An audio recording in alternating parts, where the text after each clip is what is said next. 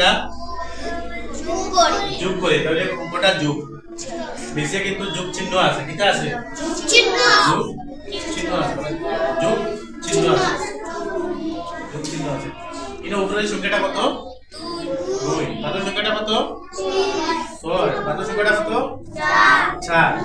তাহলে ইনো আছে 462 নিচে আছে কত 3 462 লগে 3 কি তো হইতো 3 জুড়ে যোগ হইতো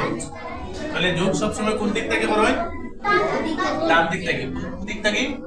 ডান দিক থেকে তাহলে আমরা যোগ করি জানি উপরে আছে কত 2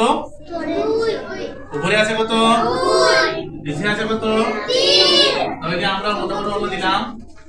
উপরে যদি 2 জন 2 টান দিলাম 1 2 নিচে আছে কত 3 দিলাম আরো 1 2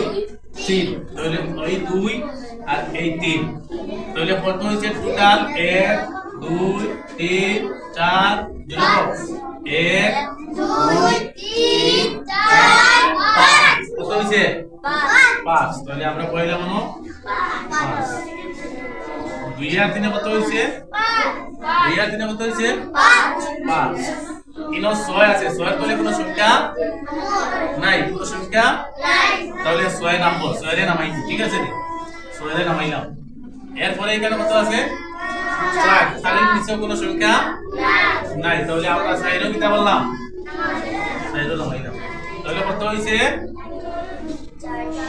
465 উত্তর কত হইছে 465